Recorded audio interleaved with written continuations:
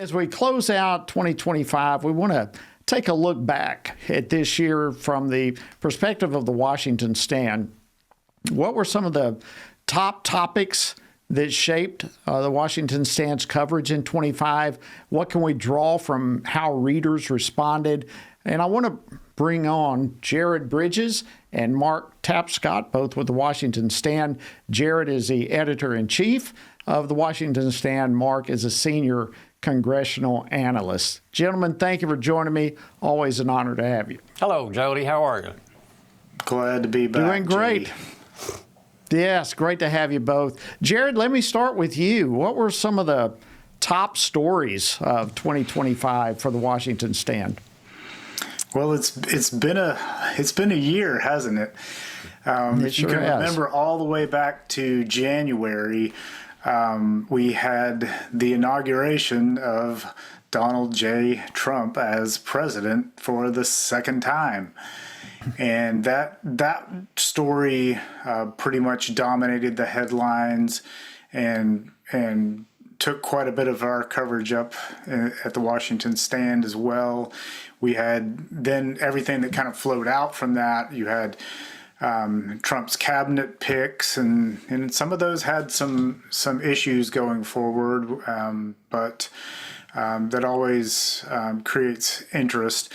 Then you had Trump's initial executive orders, and we had plenty to choose from and plenty to cover that were pretty sweeping. Everything from there's only male and female to the Gulf of America.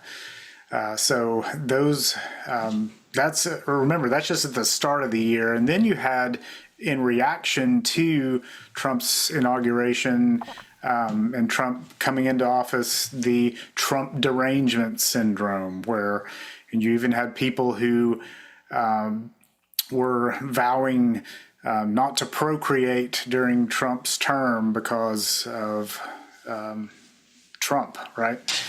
So, leading through that throughout the year, we had Doge, which that's something that we haven't really seen the likes of, and it kind of burned really fast, and then it kind of slowed down for a little bit throughout the year. We had lots of pro women's and girls sports victories this year, and lots of kind of shrinking back of the pro-trans movement, but it is still there, still very much alive, as we've seen this year. We had a lot of news on Israel over the year. We had you had hostages being returned, both posthumously and alive, and getting to see the reunions with those who were returned alive from their captivity by the Hamas terrorists. You had the continued demise of Pride Month. It has not in recent years had as much of an impact, and corporations are shrinking back from it quite a bit. You've had the end of DEI in government, mostly due to the Trump administration just trying as best they can to eradicate those policies, and you had even some groups we saw that were trying to hide it within by renaming it in some agencies. One very solemn marker of the year in a story we spent a lot of time on was the assassination of Charlie Kirk, and that, I think, among a lot of conservatives, a lot of Christians, it kind of, if you were asleep, it woke you up, and just the gravity that had and the impact that that's had on our nation. We had the elections where Democrats seemed to gain some advantage in places like Virginia. And then one of our biggest stories, even recently, was the still some, corporate wokeness trying to hang on with Chick-fil-A supporting same-sex marriage and not really backing down from that. And we also, and you can't forget the government shutdown, right? That lasted 43 days, one of the longest in history. So, I mean, I'm sure I forgot a few things, but I think those dominated the news. Those stories did. Yeah, those were all huge. Just hearing you repeat them. And Mark, I know you've been covering Capitol Hill for a long time. What were some of the big stories on Capitol Hill this year? Congressman, I was thinking as Jared was going through that really good list, comprehensive list. I first came to Washington in the Reagan era as a Reagan political appointee, and there was such a sense then of that we were coming to save America and the anticipation of what we could accomplish. And this past year, I have sensed a very similar kind of attitude and hopefulness, both here among the Trump political people and people on the Hill, Republicans on the Hill, and people outside of D.C. A real hope that, we're making progress now that hasn't been seen in a long time. And I think the passage, for example, of the One Big Beautiful Bill, which was such a comprehensive package of so many major things, you would think a package like that would be nothing but reasons for people to vote against it. But even with the tiny majority that Speaker Mike Johnson had to work with, they got it through. And it really is a landmark piece of legislation, as I'm pretty confident we're going to be seeing in a very profound way in just a few weeks when 2026 gets here and the bill actually becomes effective. I think that's the biggest one on the Hill. Yeah, there's no doubt. And of course, the shutdown, which Jared mentioned as well. And here we are going into 2026 with the possibility of that repeating itself. Mark, you have decades of reporting experience with so many top conservative news outlets.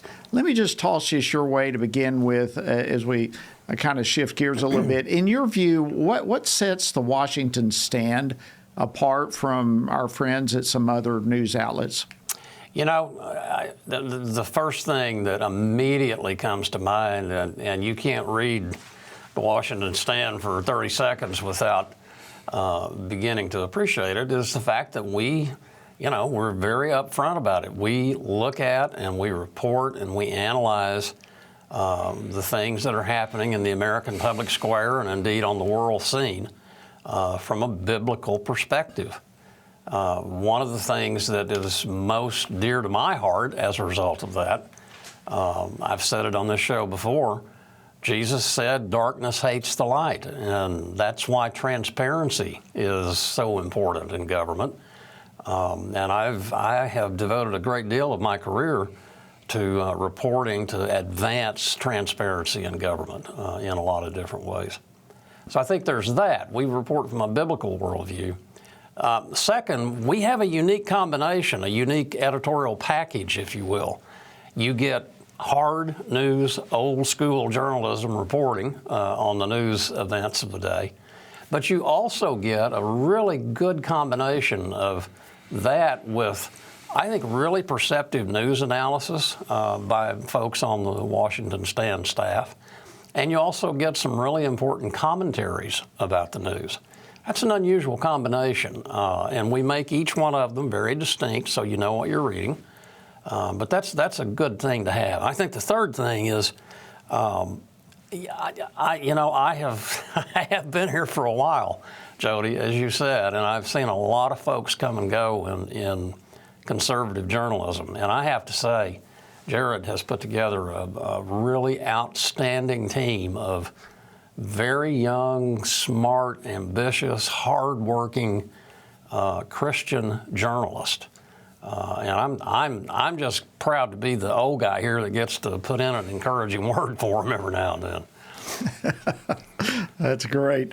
Well, Jared, let me kick back. One of the things that Mark talked about, his first point, was the biblical perspective. That is, well, let me just ask you, why is it so important to consume news these days from a biblical worldview? Well, Jody, if you ever laid down on a gravel driveway, you're going to be shaped by that gravel driveway. Your back is going to hurt, right? Because you're going to have rocks sticking everywhere in you, and it's the same way with the news, right? You are going to be shaped by something, and we're trying to bring to believers who actually believe the Bible and believe that truth. That it is the Word of God, that it is truth, that it is the good news. So we're starting with the good news first, and people who are shaped by the good news should be informed by news from a biblical worldview. It doesn't mean you're not going to see news elsewhere. I mean, we can't even cover everything, but we're trying to look at important issues, hone in on them through a biblical lens, and give them to you as something you can trust.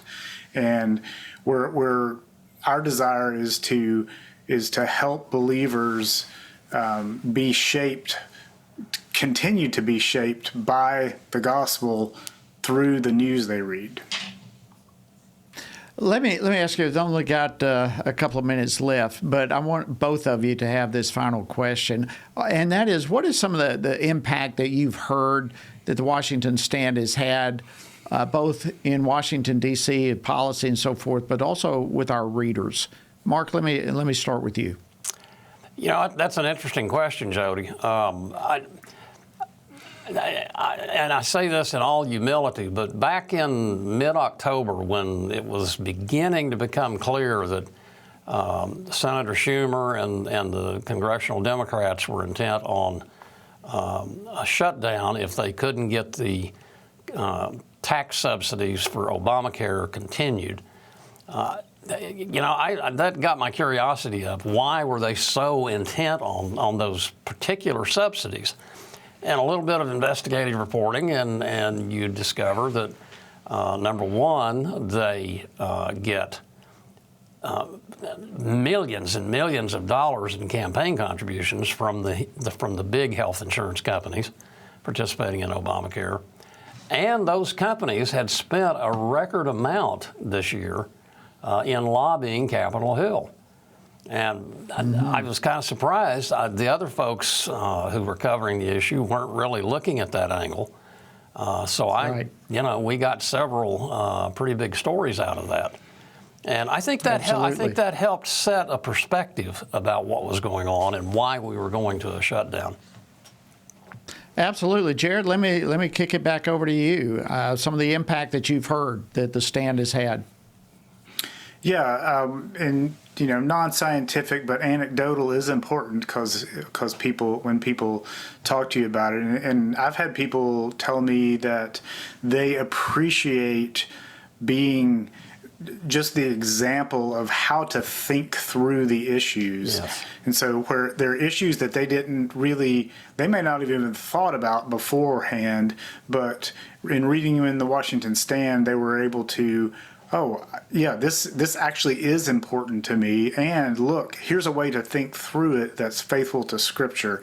And it's not just the same leftist bias that's coming through in a lot of news outlets. So I think that's been encouraging to us to hear that people are actually wanting to be shaped for it, and they're wanting more of it. Right. Thank you so much, Jared Bridges and Mark Tapscott, Washington Stand. By the way, this is an outlet that is growing by leaps and bounds. And folks, those of you who are viewing, those of you who are listening, I encourage every one of you to both visit and bookmark WashingtonStand.com. One word, WashingtonStand.com. The best news and commentary available, in my opinion, from a biblical worldview.